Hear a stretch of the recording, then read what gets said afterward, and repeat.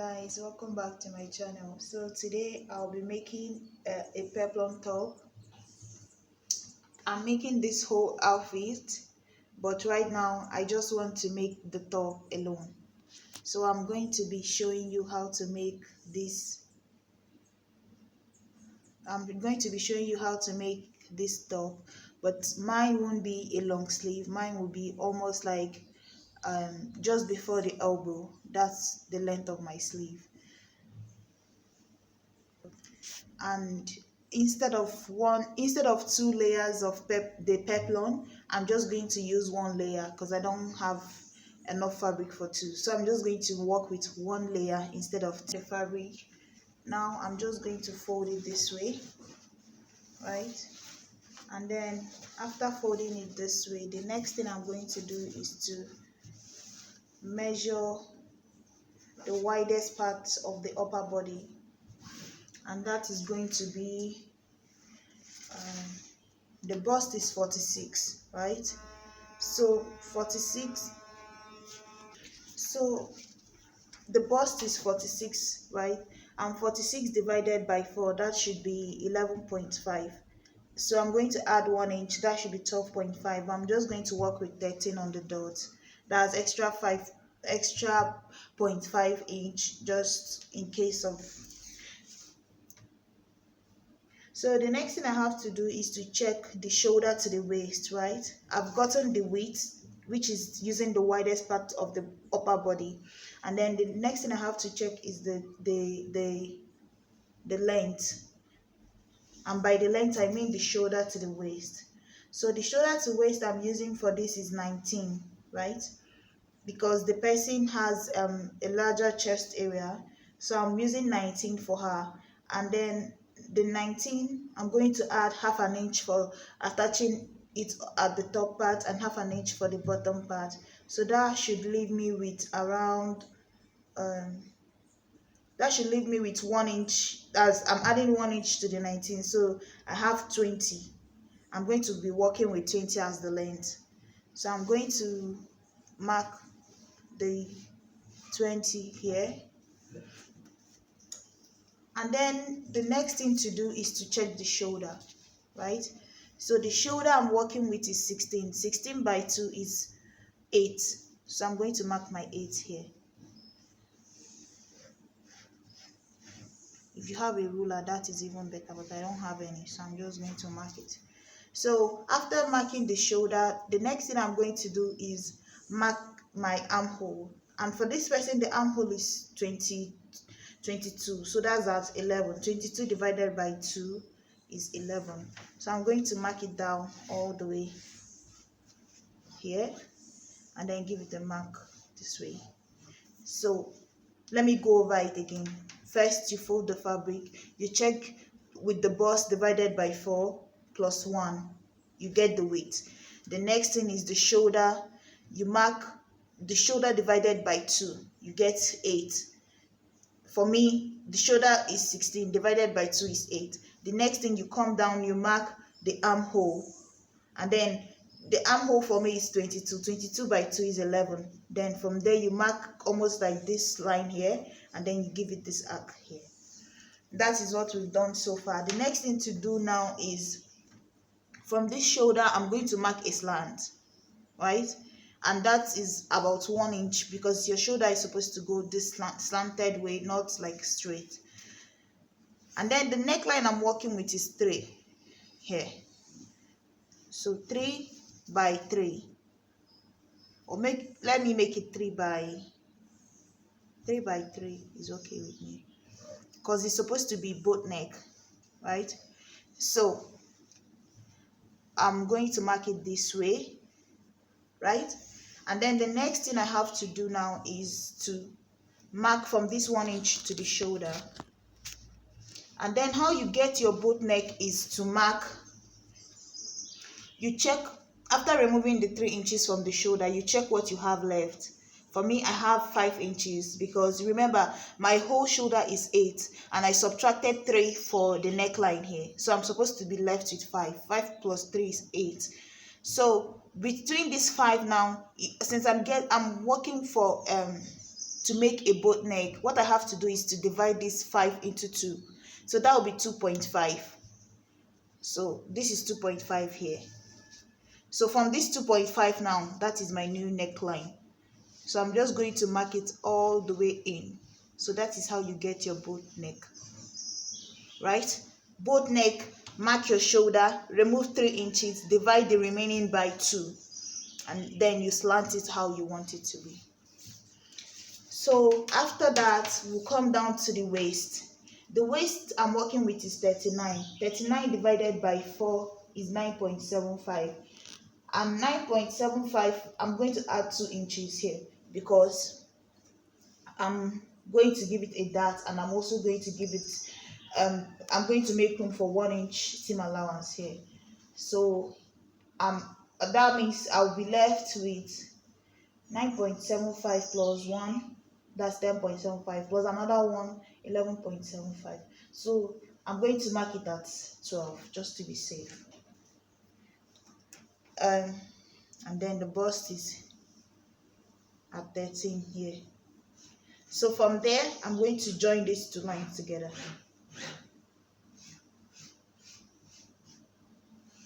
So that's basically it for the front of the top. Sometimes people normally decide to go half an inch here and just mark for the front line, just mark like give it some room in here so that it goes deeper. Like after this line that you've made here, you go in by half an inch, that's 0.5, mark it here and then go in this way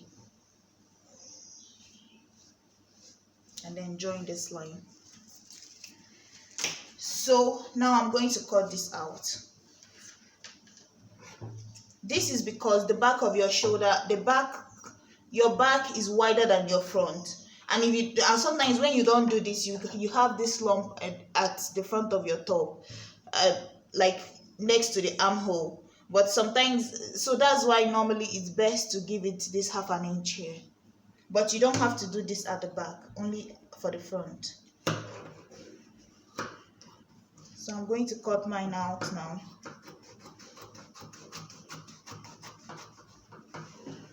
And then I'm not going to trace it out because I need to use this same pattern for the back. So I'm just going to leave it. When I'm done, I'll then just cut everything out the way it is now, and then I can trace it how I want it to be. So it is this way now. Next thing is to cut out the neckline this way.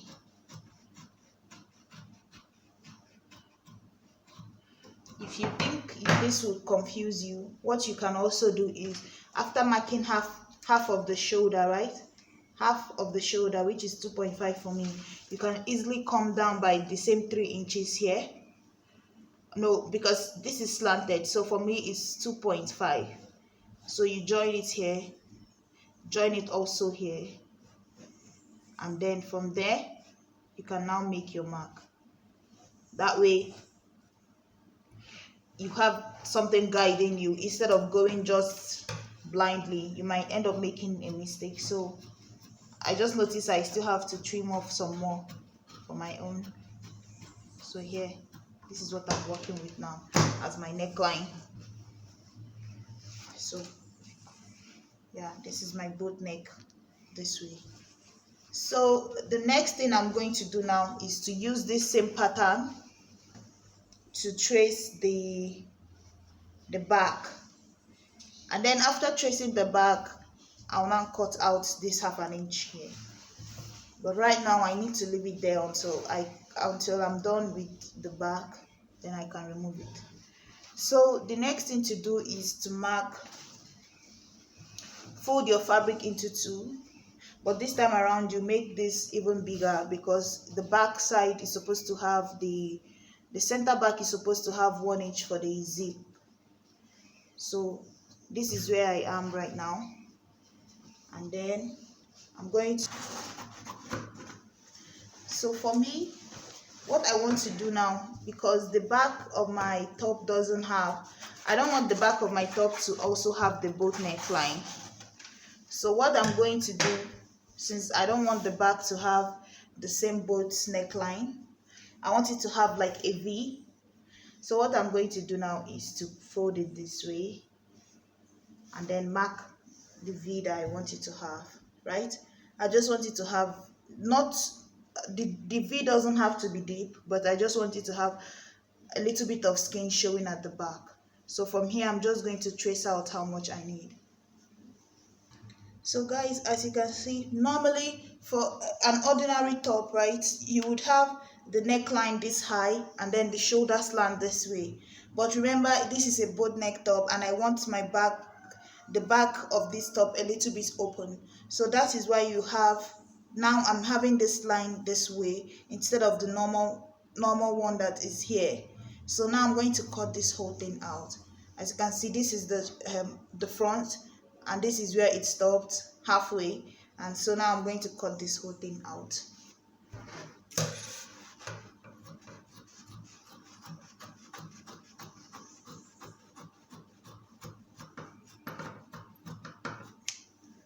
So here I have the top,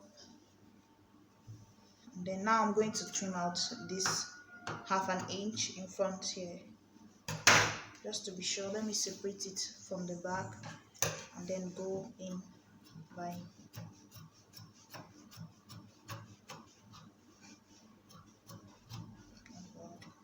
okay. So here I've gone ahead and cut out mine, and my top part is done. So guys, what I have to do now is to cut the flowy part of this dress, and for that what you have to do is, the way your fabric is laid out straight this way, right, the whole fabric, what I will do now is to, this is the edge, the printed edge, and this is the other printed edge. So for me, I'm going to fold my two printed edges to meet together, to meet each other. So after that, the next thing I'm going to do, I'm folding this fabric by 4 because it's supposed to be circle, a circle bottom, not a gathered bottom, right? So make sure all the edges meet each other. The next thing to do is to fold it this way, right? Let me just show you. I folded it into 2, right? The 2 edges together. Now I'm going to fold it this way again. So I have 1 layer, 2 layer, the 3rd, and then the 4th. So I folded it into this shape. The next thing I have to do now is to calculate the waist I'm using. So the waist I'm working with is 39, right? This 39, normally what I'm supposed to do now is to add about maybe 2 inches for my zip at the back. That would be around 41. 39 plus 2 inches, that's 41. And with that same 41, the next thing to do is to divide the 41 by 6.28. But since I'm only using 1 layer, 2 steps of flay, I want to gather my circle. Like, instead of making it 1 layer and then go all the way around, and it won't be a puffy enough. What I'm going to do is to add a few inches to it, so that after making the circle, the waist will be even bigger than what I need. So for that, I added 8 inches to the 39 I'm working with, and then the 8 inches I also added 2 extra inches, so that is in total 10 inches I added to my 39 waist. So the waist I'm working with is 39. I added 10 inches, 8 inches for the extra, so that I can be able to gather the circle, right? So that I'll have enough flay, and then the extra 2 inches for the zip allowance at the back. So that is 10 in total. 10 plus the 39 that I have to work with is 49. Is just add 2 inches to your waist and then divide it by 6.28. 6.28 is like the constant to use each time you want to calculate it. So I've done mine. I added extra like 10 inches to mine, and what I have to work with is 7 points. After dividing it, I have 7.8, right? So the 7.8, what I have to do now is to go to the very end of my cloth, and then from that end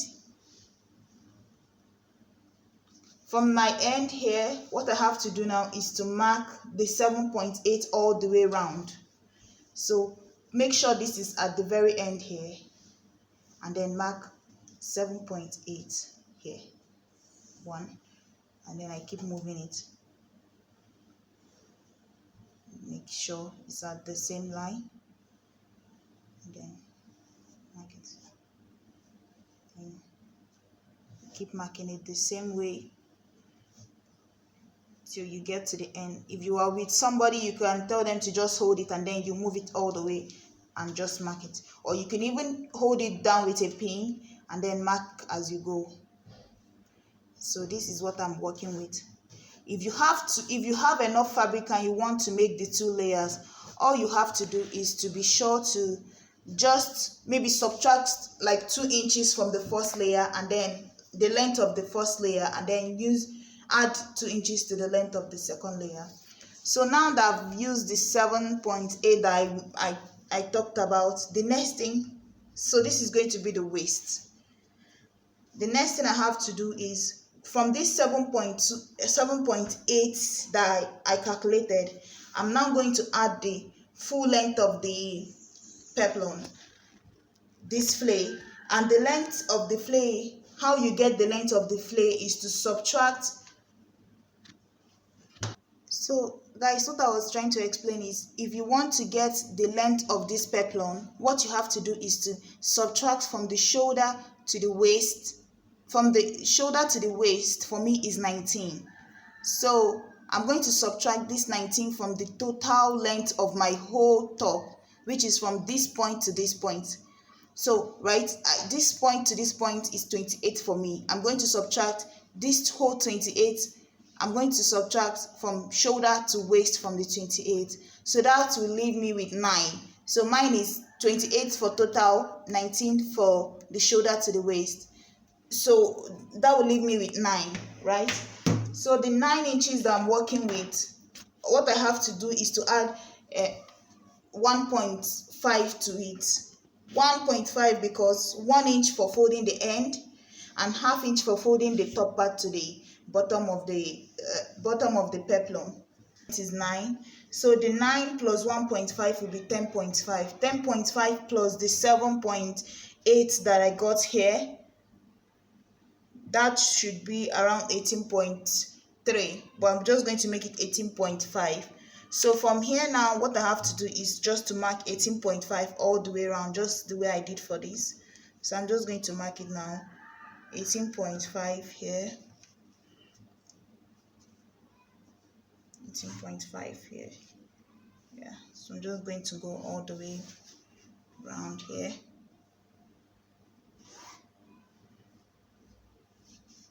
And then you mark it as you're going.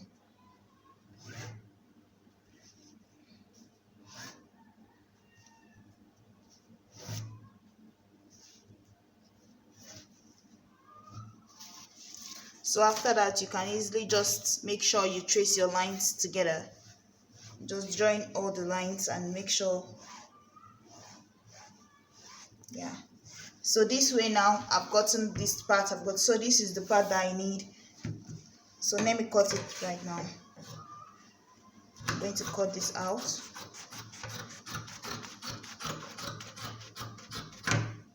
So just to go over this again, how you do it is, check your waist, add 2 inches to your waist, and then to the 2 inches you've added to your waist, divide it by 6.28, which is a constant. Whatever you get, add it to the length of the part you want to be your peplum, which you get from subtracting your shoulder to waist from the total length of the dress, total length of the top. And then from that, you use the same edge here and then mark whatever you get as your total plus 1.5 inch. That's the inch you need at this end, which is ½ inch, to attach this to a top, and then the inch you need here to close up the edges, which is 1 inch, ½ an inch, 1.5 inch. So now I'm just going to cut this out too. So guys, I've gone ahead and cut out this point and cut out this end. So after cutting it, what you will be left with is something like this, right? And if I used my exact waist measurement, the flare would just look something like this, straight. But I didn't use the exact waist measurement I need for this. I added like few more inches, which means when I go to sew, I'm going to gather it just a little bit, and that way I will get more I'll get more flare or pleats from this way. Because imagine 1 layer, 2 layer, 3 layer, 4 layers. So when you open it up, it's even wider. So this is what it looks like all the way around. So you gather it, right? And then the extra 1 inch you left is for the zip at the back. So this is what it will look like. I'm cutting the sleeve now. So guys, now to cut the sleeve, what I did is just to bring the fabric that I have, right? I folded the same way the two nice edges together and then flipped it on top this way. And remember, like I said, the armhole I'm working with is 22, and 22 by 2 is 11. 11 is what the width is supposed to be this way. And then I'm going to give it extra 1 inch for folding the end, and then extra ½ inch for attaching it to the top. So that will leave me with 9 plus 1.5. That will be 10.5. So 10.5, I'm going to mark it here, right? And then I'm going to come down by 3 inches this way. I know my lines are not straight, but I don't have a ruler. So if you have a ruler, that is even better. So after doing that, I already know my armhole is 11, and this is 11 on the dot. From here to here, this is the width. And then from here, you just mark something that looks like an S, like this way, and then down, this way down, this way down. So now I'm going to cut this out, but before that, the width is supposed to be 16, and 16 by 2 is 8. 8 plus 1 for seam allowance is 9. So I'm going to mark it here, right? Mark it here, and then join these two lines together. So this is my sleeve. I'm going to cut this out.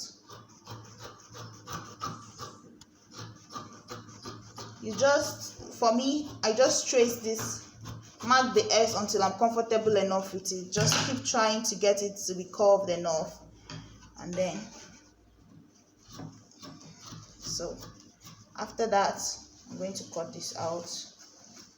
And the next thing is to notch this end, just so you know the center when you go to attach it to the top. And that is it for the sleeve. That is it for cutting the whole top. So guys, I've gone ahead and attached the sleeve and done the bottom of the joints. As you can see, this is the circle if you flare it out like this, but I gave this like a little bit of pleat. So as you can see, there's a little bit of just pleat by the waist, so that the flare is like a lot more. And then the back has the zip, and then just a little bit of, it just came down a little bit here, and same for the gather. So thank you so much guys for watching the video, and I hope you enjoyed it. Please like, share and subscribe. Bye.